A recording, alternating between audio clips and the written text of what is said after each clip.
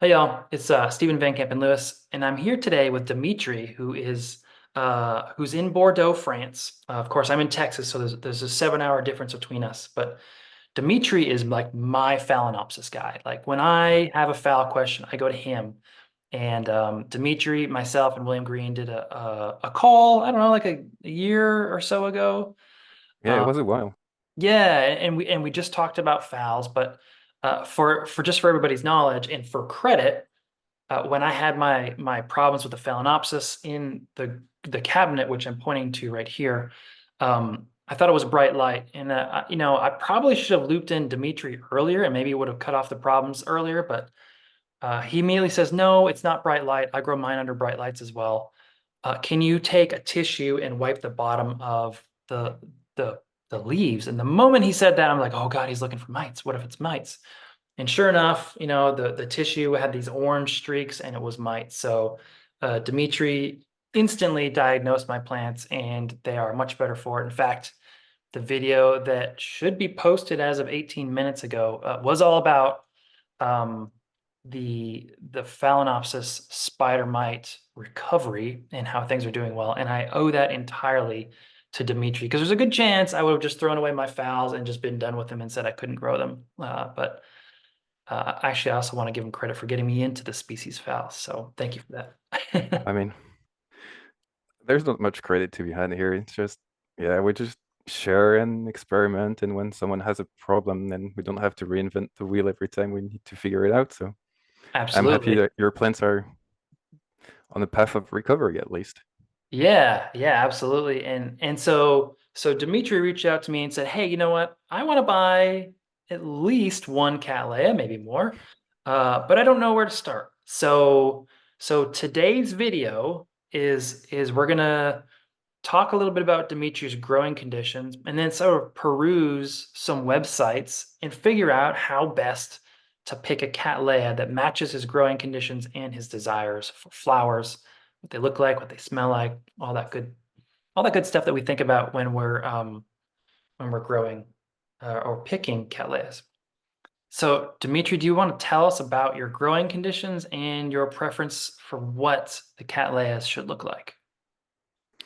My growing conditions, I have basically three environments I could put a plant in. I have my apartment, but it's not ideal because it's a bit small and I close the lights when I go to work.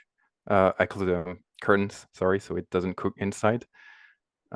It's pretty hot, but I guess I could do with a small setup with a grow tent or something.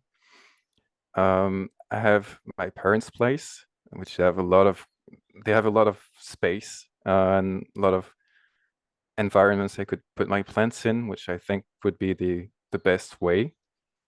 And I have my girlfriend's place in the Netherlands, which is a bit colder and a bit shorter of a growth season. But yeah, my environments are open. The main issue I have would be the size of the plants. Like I really like Amethystoglossa, but the sheer size of the bulbs is just, I mean, probably a no-go, but that would be a problem for future me if I get one. So you're thinking probably a standard size Cattleya that's probably going to be under lights just about all year round. I'm thinking about yeah, lights or something that has a really marked um hibernation. Just downtown like Catasetum could be for several months, so I could just grow it outside in the summer and toss it back in without too much issues. All right. Uh, So s- that helps. That gets us, to this sort of standard unifoliate Cattleya as a big group. okay. But also some of the smaller bifoliates, which people typically think about walk around at Nobilior, which have that pretty um, severe winter Mhm. dormancy. So that those might be ones to consider. Okay. One of my questions, since I'm really starting from a blank slate here, is what to look at for in unifoliates and what to look at for in bifoliates. Because I know if you mess with the roots of, I think it's the bifoliates, you just don't want to mess them up, or they die or take years and years to recover. So if you could touch up on these aspects, and Yeah, I mean, for all Cattleyas, it's helpful to repot right when the new roots are like just coming out. okay. But this is especially true for the bifoliates, and you can really set your plant back if you sort of damage the new roots. And when I say set back, they can sulk for years and then die. So you're sort of nursing these plants along for a couple of years, and then it was all for no reason. Hmm. Um, so yeah, so I think repotting timing is important for any Cattleya, but especially for the bifoliates. Yeah, but if Okay. you obey that rule, they're both fairly similar in their growing habits. Okay. Yeah, I guess it would be a problem for inexperienced growers, but you and I have a couple of years under our belt, so Yeah, we're unlikely, not impossible, but unlikely to make stupid errors like this. yeah. But we can coach each other. Um, Thankfully, that's what communities are for. yeah. All right. So what type of flowers do you like? Like what colors? Do you want waxy ones? Do you want giant ones? Do you want small ones? Um, Obviously, that's what we were talking about earlier. I have no recollection of the names, so I'm gonna screw this up. But I have looked at a few species, and I really like um, Volcariana. Those kind of not super freely, like not what is Schilleriana or the type of stuff that's really all over the place. Yeah, I like those thick, waxy species. I like those that have a really defined and clear structure to them.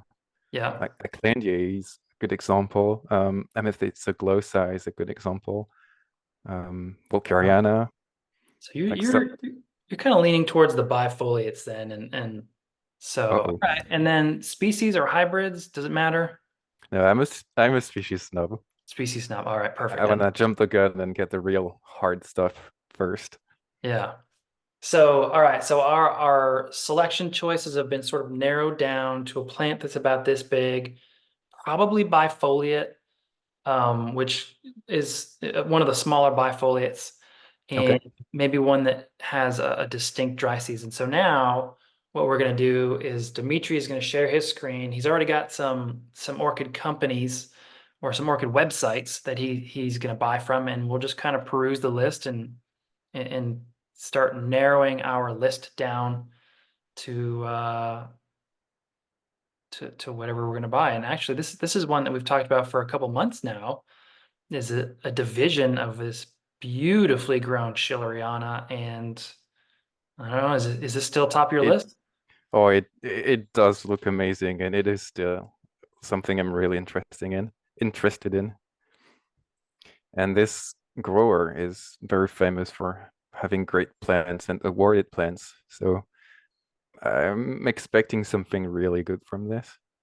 All right, And so let's the price is kind of a consideration because what you seem to be able to get is very different from what we seem to be able to get, both in terms of quality and price, in the sense that selected clones and back bulbs and imports and that stuff are less awarded. we are pretty blessed here with a lot of really great growers who are dedicated with lime breeders. But this plant here, and you know we've talked about this already, but Mhm. this plant here, I mean, that's a beautiful one, and it from a great grower, and it looks like a decent price, like pretty good price Mhm. for a big mature plant. So I, Yeah. I think we should still keep that one at the top of the list Mhm. and sort of compare this one to all these other ones that we'll check Yeah. out. I would rather pay some extra to get one or two plants from a really good grower and a really good breeding line than getting a whole bunch of plants that might be of a lesser quality. And So, that's a really good point, you know, when you're thinking about, I mean, this is true for any orchid. Do you want a small one that you're not too sure about, but is a really great price, or do you want to spend a little more money on A, something that's line bred, and or B, something that is a little larger, a little less time to maturity. So these are all things you want to think about when you're purchasing. Yeah, so far this one is for sure in the list. Do you have any others on this That's website that you're thinking about? not really. All right, well, let's check out some of these other sites. I've got this one that's also pretty pretty well known, and they have a whole bunch of hybrids and species for a decent price. They're a bit smaller, but Hmm. I know that this is a reputable grower, so I'm not too concerned about that. And so flowering size, FS size Uh, says, I think it's blooming size in 3 years for J3. gotcha. I'm not sure if there's a reference. So I feel like they always kind of exaggerate. So to me, when a grower says it's blooming size in 3 years, let's say four. So a 16-year-old plant is probably gonna be pretty small. I've grown a fair amount of seedlings, so I don't really mind that. Okay. Um, at least if I kill something that's 12 euros, I'll be less mad than if I kill a really good plant that's 150. Yeah, that's a good point. Is there anything that you're seeing that jumps out? Um, yeah, Amethyst Glossa. It's just if there was a mini version of it, it would be an insta buy for me because it's just so amazing. The plants that you've shown in your past videos, and just I, I'd never really gone over them. They're just magnificent. They are monstrous plants, but I mean, there's actually a natural hybrid that you can find in collections. It's called Little Leopard. I think it's Okay. Little Leopard, and it's a Clandii by Ooh. Glossa. And it's the plant is stature is brought down. You know, it's I don't think it's as nice as either parent, but the line breeding I think is making them nicer and nicer. This one is really nice as well. Delosa. It's a natural hybrid as well, right? Yeah, Delosa is a natural cross between Walkeriana and Lotta Geesii. Um, That's really nice. and that's an interesting one. The lip is very different than what I've seen. Doesn't seem to be as much separation between the side lobes and Hmm. the lip itself. So it's kind of a mutant variety. Oh, interesting. Yeah. Okay. I know that some of these plants require high humidity. What about Andalusa? What would you say the requirements are for these? I have found them to be pretty easy to grow here in Texas, in the drier parts of Texas. So Okay. I think that would work. Really, the only Cattleya that we've thought about that is absolutely crazy about having high humidity is a Clandia. I haven't had luck here in Texas. I used to grow it nicely in Hawaii, but not here. So that's one that's a little tougher to grow in drier conditions. Okay. But it's not too big, so I guess if I go with a growing tent or something, it would be a strong contendant. Yes, I would definitely recommend that just for the humidity factor. Okay. I see that Gutata, I'm not even sure how to pronounce this, is somehow similar. Not Utada is, similar, but um, but that one, its plants grow even larger than Amethyst glossa. do they? Oh, Yeah, oh, they can crazy. be not quite 6 feet tall, so close to 2 meters tall. Ooh. How does it even work? Like, how do the bulbs remain intact in the natural conditions? I would In expect natural them to. conditions, they actually grow on beaches of all places. They grow on sand. This one is pretty nice, but I would stay with species for now. Yeah. I guess Cattleya have some interesting plants, but all of these just seem way over the top for me. Sort of too floofy and Y- frilly and Yeah, yeah, mm, exactly. Which is a lot of Cattleya, so probably the wrong genus to be looking at. Leopoldii is also kind of cool. Leopoldii is one of the most intensely fragrant Cattleyas. It's almost worth it just for that, but it's the same size as Amethyst glossa, the plant. Of course. Yeah. Um, Ludwigsia, so that's part of the Delosa. That's 50% of Delosa, yeah. And their And would you plants for 2N are about this tall, so they're not out of the world, not crazy big. this does look good for my untrained eye, but maybe you have different criteria as an AOS judge. But I think that it's pretty symmetric and Yeah. symmetrical. That's a nice little lot of GZI for sure. Okay. So Bicolor is also really nice looking. bicolor is a cool one. I assume a 10 euro bicolor is gonna be pretty small, probably a little 2-inch pot, but that's he said that's all right. They do get a little taller. Hmm. Um, they're gonna Okay. be close to amethystic glossa height. Okay. So if I had to choose between bicolor and an amethyst glossa, if I had to, the space for one, I would definitely choose like Cerulean amethyst glossa.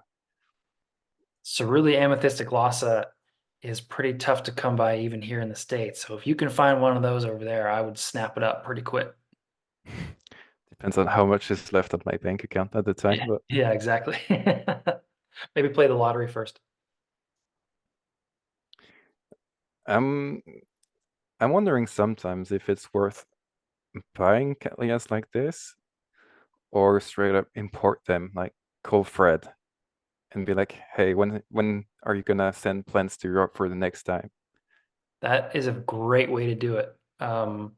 I know that Sunset Valley Orchids does send plants to Europe every now and then. I don't know what their schedule is or how often, but man, if you know that they're coming over to Europe, I would save up your dollars or your euros, excuse me, and buy as much as you can.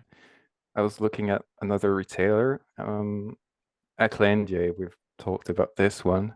Hmm. It's really nice.